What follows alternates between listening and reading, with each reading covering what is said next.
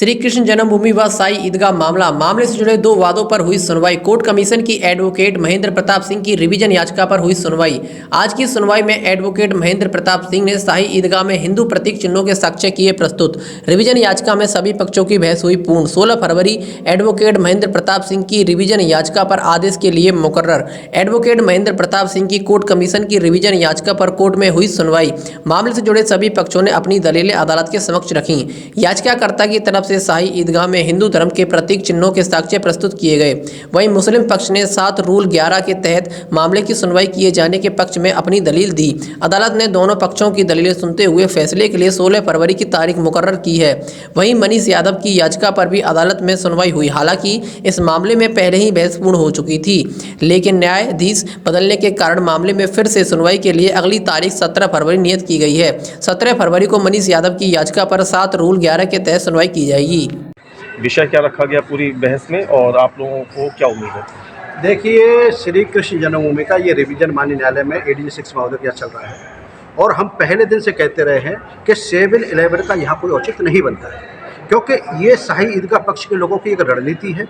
उस रणनीति के तहत ये चाहते हैं कि केस की सुनवाई ना हो, इसीलिए चाहते हैं कि 7-11 की एप्लीकेशन, जितने भी मामले न्यायालय में पेंडिंग है, जितने भी हिंदू पक्षकारों केस है, सब में 7-11 लगा करके ऑब्जेक्शन क्रिएट करते, हिंड्रेंस पैदा करते हैं। ऐसा ही हिंड्रेंस उन्होंने बनारस के मामले में किया था, लेकिन लास्ट में कोर्ट ने इनको इग्नोर करके, इनको न मान करके वहाँ पर कोर्ट कमीशन हुआ। और कोर्ट कमीशन इसलिए नहीं जाने देना चाहते हैं कि जितने भी हिंदू संस्कृति के प्रतीक हैं, वहाँ पर कमल हो, चाहे गदा हो, चाहे चक्र हो, स्वास्थ्य है। और आर्कोलॉजिकल सर्वे ऑफ इंडिया के जनक अलेक्जेंडर कंडंगम की किताब है मेरे पास में, आर्कोलॉजिकल सर्वे ऑफ इंडिया, उसमें 63, 64 और 65 की खुदाई कराई गई थी, वहाँ हिंदू विग्रह निकले।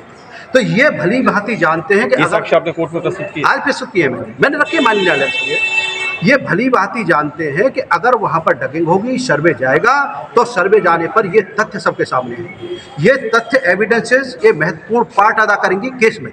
तो ये चाहते हैं कि किसी भी कीमत पर ये एविडेंसेस कलेक्टेड नहीं होनी चाहिए। एविडेंस कलेक्ट होंगी तो ये केस में कहीं स्टैंड नहीं करते हैं। न इनके पास कोई रेवेन्यू का रिकॉर्ड है, न नगर निगम का कोई रिकॉर्ड है, इनके पास कोई सिंगल डॉक्यूमेंट नहीं है, सिंगल एविडेंस नहीं है। सिर्फ आज देख रहे थे आप, सुनवाई जो हो रही थी तो हिंड्रेंस पैदा करते हैं, इंटरप्ट करते हैं बार बार, क्योंकि ये जानते हैं कि इनके पास कुछ है नहीं कहने को। तो जब हम अपना पक्ष रखते हैं तो ये इंटरप्ट करते हैं, इसलिए कि सच्चाई सामने नहीं आए। तो इनका बार बार एकमात्र उद्देश्य है 7-11 की एफसीएल लगा करके केस को न चलने देने का, हिंड्रेंस पैदा करने का।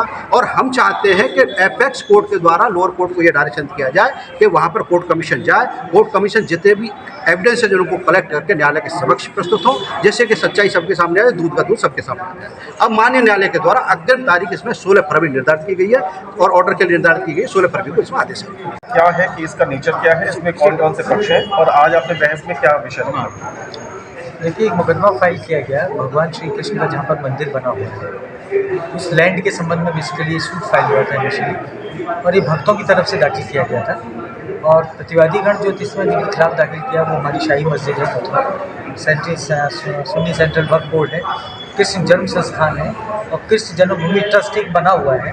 भगवान श्री कृष्ण का जो मंदिर है मथुरा में, उसे मैनेज करने के लिए इनको अपोजिट पार्टी बनाते हुए सूट फाइल किया गया। बेसिकली सूट ये फाइल किया गया कि इन शाही मस्जिद जो है, कृष्ण जन्मभूमि जो मंदिर बना हुआ है, वो दोनों साथ साथ जुड़ी हुई है, एडजेसेंट है एक दूसरे की।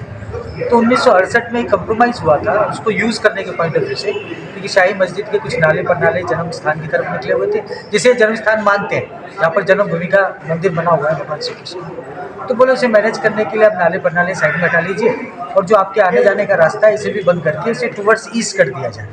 तो ये कंप्रोमाइज़ दोनों के बीच में हुआ था। इन लोगों का ये कहना है कि 1968 में जो राजीनामा हुआ वो इलीगल है, और जिन लोगों के बीच में राजीनामा किया गया कृष्ण जन्मभूमि ट्रस्ट के लोगों की तरफ से, उन लोगों को अधिकार नहीं था कि इस तरह का कोई राजीनामा करते।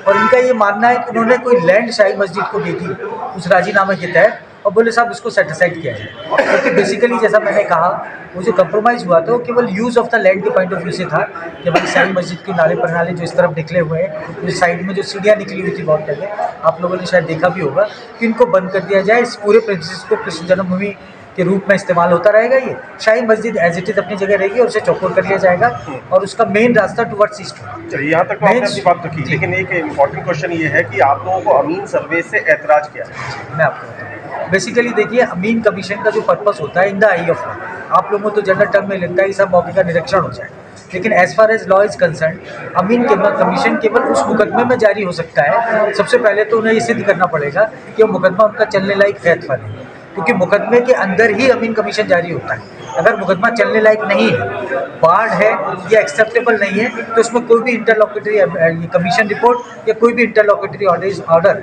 इस संबंध में जारी नहीं किया जा सकता कि मौके में जाकर कमीशन जारी। किसी बीच में दूसरे पक्षकार का ये कहना है, मैं आपकी बात के बीच में इंटरप्ट कर रहा हूँ, दूसरे पक्षकार का ये कहना है कि अमीन सर्वे इसलिए जरूरी है क्योंकि वहाँ की जो वस्तु स्थिति है उसमें परिवर्तन किया जा रहा है। जी, मैं बता दूँ, at the I of law commission किसी एविडेंस को कलेक्ट करने के लिए लॉ में जारी नहीं किया जा सकता।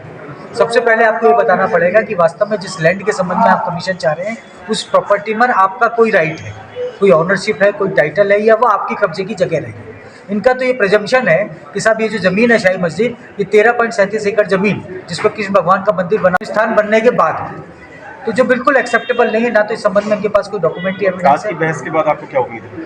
डेफिनेटली हमें ऐसा लगता है कि उनका रिवीजन खारिज होगा, क्योंकि ऑनरेबल कोर्ट का जो लोअर कोर्ट का आदेश है, इनके मुताबिक इनकी एप्लीकेशन जो कमीशन की है वो अभी फाइनली डिसाइड नहीं हुई।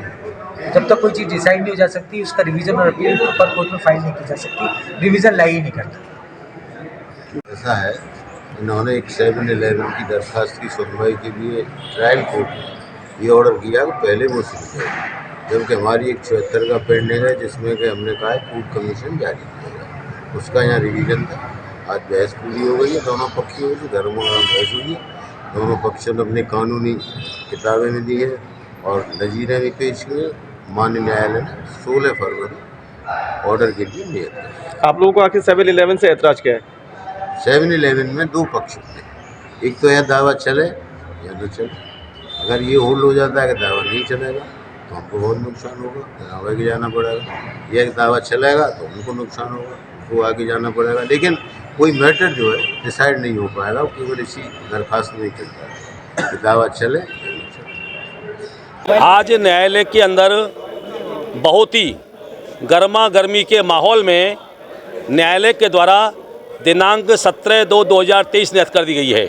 न्यायालय के द्वारा प्रार्थना पत्र ऑर्डर 7-11 CPC 1 प्रार्थना पत्रों की सुनवाई के लिए दिनांक नियत की है। आज दो महत्वपूर्ण विषय थे, एक तो अमीन सर्वे और एक 7-11 की रूलिंग, दोनों पर आखिरकार कोर्ट ने क्या उसमें अपना रुख रखा? न्यायालय ने ये कहा है कि इंस्पेक्शन की दरखास्त ऑर्डर 7-11 दरखास्त एक साथ तय होगी। इसके अलावा आज जो मनीष यादव वाले केस में जो मामला था उसको लेकर के क्या सुनवाई हुई और उसका क्या निर्णय निकला? न्यायालय के द्वारा उसमें कहा गया है कि उसमें 4 वादी ने दावा दायर किया है, 1-2 वादी स्वयं हाजिर हुए, 3-4 वादी का वकालतनामा न्यायालय में था। उस पर न्यायालय ने ये कहा था कि जिनका वकालतनामा न्यायालय में है वही उसमें उपस्थित रहेंगे, बहस करेंगे। आज एक बात ये भी जानने को मिली कि कोर्ट ये चाहती है कि सारी फाइलें, सारे मामले एक ही दिन एक साथ सुने जाए। न्यायालय का यह मत था कि जन्म स्थान के मामले में जितने भी मुकदमे विचाराधीन है मेरी न्यायालय में, सभी एक ही दिनांक को सुने जाएँ, कि जिससे सारे मुकदमों में एक सही डिस्पोजल हो पाएगा। आज भगवान श्री कृष्ण विराजमान and another versus Sunni Waqf board suit number 152/2021 सुनवाई थी, जिसमें प्लेंटिफ मनीष यादव है जो भगवान श्री कृष्ण के एज ए डिसीडेंट और नेक्स्ट फ्रेंड उन्होंने जो कुछ सूट फाइल किया है। तो हमारे वाले केस में पहले डिफेंडेंट नंबर 1 और 2 की तरफ से एक 7-11 की एप्लीकेशन मूव करी गई थी, जिस पे ऑलमोस्ट आर्गूमेंट हो चुके थे। इसको मेरी तरफ से, मैंने भी अपनी तरफ से कॉन्क्लूड कर दिया था। डिफेंडेंट नंबर 1 को भी इस पर आर्गूमेंट करने थे, लेकिन उसी बीच में जो ऑनरेबल जज साहब थे उनका प्रमोशन हुआ और वो ट्रांसफ़र पे चले गए। इसके बाद नई जज साहब आई तो उन्होंने, चूँकि प्रोविज़न ये है कि उन्हें दोबारा से आर्गूमेंट सुनने पड़ेंगे, तो इन्होंने इसलिए 7-11 पे आर्गूमेंट सुनने के लिए 17 तारीख की डेट निश्चित की है कोर्ट में, और इस पर 17 तारीख को आर्गूमेंट होंगे। क्या कोर्ट ने आज इस प्रकार की भी मंशा जाहिर की कि जितने भी मामले श्री कृष्ण जन्म स्थान और शाही ईदगाह को लेकर चल रहे हैं उन्हें एक ही दिन एक साथ सुने? ये बहुत ही, हाँ, ये ऐसा हुआ है कोर्ट में, और ये बहुत ही काफ़ी स्वागत योग्य कदम है ऑनरेबल कोर्ट का, क्योंकि ऐसा होने से क्या होगा कि सभी केसेस एक समय आएंगे, और अगर ऐसा होता है तो निश्चित रूप से इस तरह के मामले में जल्दी सुनवाई होगी और प्रोसीडिंग बेहतर तरीके से अपनी गति पकड़ेगी। आपको क्या उम्मीद है? अब 17 तारीख की आपकी अगली डेट है, आप लोगों को क्या उम्मीद है? देखिए, हमारे वाला मैटर है उसमें तो हम 7-11 पे इस पर आर्गूमेंट करेंगे, और इन लोगों की जो मंशा रहेगी, बार बार जो जैसा कि डिफेंडेंट्स का काम है वो उसको लिंगर ऑन करते जा रहे हैं, तमाम तरह की बेफिजूल की जो एप्लीकेशन लगती है, मैं एक बार उनको पूरी तरीके से थ्रू द प्रोसेस में एक बार कोर्ट में इसका ऑब्जेक्शन भी फाइल करूँगा, कैसे इसको लिंगर ऑन करने की आवश्यकता है नहीं। इसके अलावा अन्य केसेस में कहाँ है, किस स्तर पे है, तो इसके बारे में मुझे जानकारी नहीं है, लेकिन मेरे वाले में 7-11 के इस पर दोबारा से आर्गूमेंट होने हैं। पहलुओं पर बहस हुई और उसमें क्या निर्णय था? देखिए, एक ऐसा मामला था जहां इन्होंने मई में एक एप्लीकेशन लगाई थी और न्यायालय ने उसमें 1 जुलाई निश्चित कर दी थी। वो ऑर्डर को इन्होंने फाइनल ऑर्डर नहीं किया था, ना उनकी एप्लीकेशन को खारिज किया था और ये उसके लिए रिवीजन में आ गई। हमारा पहले 711 CPC के तहत एक प्रार्थना पत्र लंबित था वहाँ पे और न्यायालय ने उसमें ये कहा कि 25 जुलाई 2022 से डे टू डे उस पर हियरिंग चलेगी, सुनवाई चलेगी और कोई पक्ष उस पर एडजॉर्नमेंट नहीं देगा। इन्होंने पहले दिन एडजॉर्नमेंट दिया, 250 रुपये इन पर जुर्माना भी हुआ। ये 711 CPC की बहस से बचने के लिए, क्योंकि पहले ये तय हो जाए कि मुकदमे मेंटेनेबल है या नहीं। हमारा बार बार न्यायालय से कहना था कि आखिर ये किस अधिकार से आए हैं, ना तो ये उस लैंड के ओनर है, न ये ट्रस्ट के सदस्य हैं, न ये सेवा संस्थान के सदस्य हैं। आखिर इनको क्या अधिकार है मुकदमे कायम करने का? क्योंकि पिछले भारी लोगों ने मुकदमे कायम किए, फिर इन्होंने मुकदमे कायम कर दिए और लगातार 2.5 साल से ये 711 CPC की बहस से बचना चाहते हैं। तो अब जो इन्होंने यहाँ रिवीजन किया, उस प्रार्थना पत्र किया और माननीय न्यायालय को सिर्फ ये जानकारी करनी थी कि ये मेंटेनेबल है या रिवीजन नहीं है। उससे बचने के लिए वो अलग अलग रूप से प्रचार करते हैं, कुछ जो कानून में विधि सम्मत भी नहीं है, उस तरह के उनके अपने आर्गूमेंट्स होते हैं। लेकिन हमें अपना विधि पक्ष रखना था, हमने पूरा अपना पक्ष रखा है और न्यायालय ने उसमें सारी बहस सुनने के बाद में 16 तारीख निश्चित कर दी है। 16 को जो आदेश होगा कि उनका जो रिवीजन उन्होंने किया है वो मेंटेनेबल है या नहीं। Mehta hospital and IVF centre, Krishnanagar, Mathura. निसंतान दंपतियों के लिए अब एक वरदान। अब क्षेत्र के मरीजों को सुपर स्पेशलिटी सुविधाओं के लिए दिल्ली और आगरा जाने की जरूरत नहीं है। स्त्री और प्रसूति रोग IVF सेंटर, नवजात शिशु और बाल रोग, सभी प्रकार के हड्डी और जोड़ों के ऑपरेशन, जोड़ बदलना, आर्थोस्कोपी, सारे जटिल फ्रैक्चर का उपचार अब एक ही हॉस्पिटल में उपलब्ध है।